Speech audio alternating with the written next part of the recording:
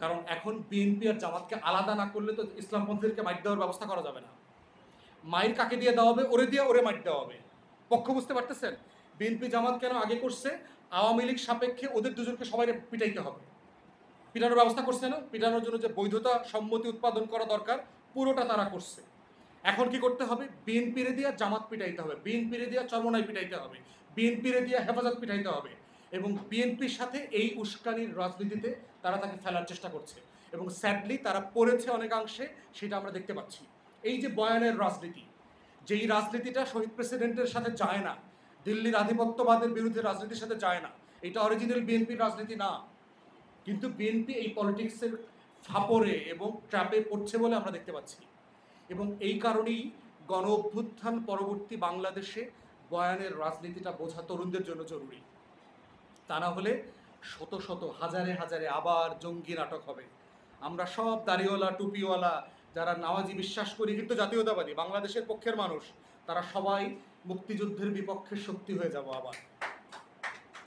এবং মুক্তিযুদ্ধের বিপক্ষের শক্তি হইলেই আমাকে মিথ্যা মামলা দিয়ে ফাঁসানো যাবে, আমাকে রিমান্ডে নেওয়া যাবে, আমার হাতের পায়ের নখ তুলে নেওয়া যাবে, আমাকে গুম করা যাবে, আমাকে আয়না ঘরে নেওয়া যাবে, আমাদের সব কিছু করা যাবে।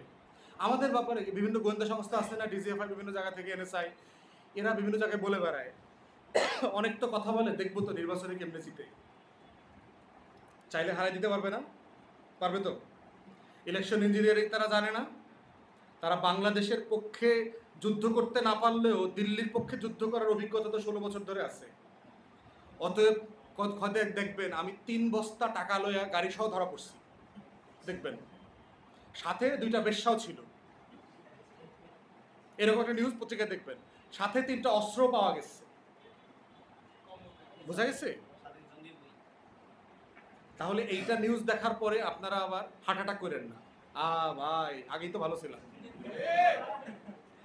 বুঝতে পারতেছেন? এইটা হলো বয়ানের রাজনীতি। অথবা আমি শেষ করে ফেলতেছি, মানে মোটা দাগে হচ্ছে, আমি যেটা বলবার চেষ্টা করছি, সব কিছুকে সাদা চোখে দেখবেন না। বাংলাদেশে এখনো 111-এর নতুন নাটক মঞ্চস্থ করবার জন্য চেষ্টা করা চলতেছে। 111 হইতে হইলে যেই যেই বয়ানকে প্রতিষ্ঠিত করতে হবে, যেই যেই গল্প বানাইতে হবে, যেই যেই মানুষকে শত্রু বানাইতে হবে, সেই শত্রু বানানোর কাজ দিন রাত চলছে। এবং গত সপ্তাহে দেখেছেন প্রচুর নড়াচড়া, দেখছেন না? হে হের লগে দেখা করে, হে হের লগে দেখা করে, হে হেরে রিপোর্ট দিতে যায়, হে হের লাগে আবার গোপনে মিটিং করে। প্রশ্নটা দেখছেন না? এত মিটিং কেন? প্রজাতন্ত্রের কর্মচারী চাকর বাকর যারা চাকরি করে, এরা এত মিটিং করা লাগে কেন? কর্মচারীদের এত মিটিং করতে হবে কেন? কারণ হলো সে 111-এর নাটক তৈরি করতেছে, স্ক্রিপ্ট রেডি করতেছে।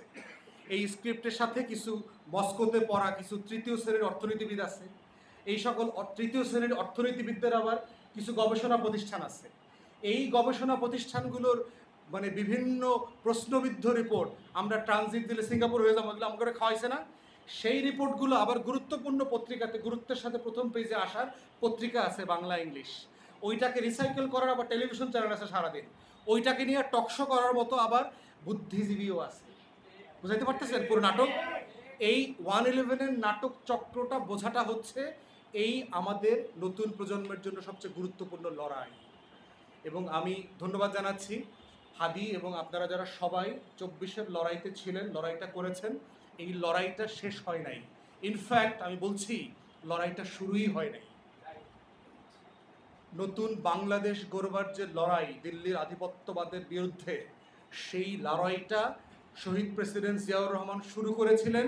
3.5 বছর পরে সেই লড়াইটা আবার হাইজ্যাক হয়ে গেছিল, সেই লড়াইটা আবার আমরা করতে চাই 24 থেকে। অতএব সেই লড়াইটা 24-এর গণ অভ্যুত্থানের পক্ষের তরুণদেরকে বুঝতে হবে যে আমাদের লড়াইটা বারবার কেন হাতছানি হয়ে যায়।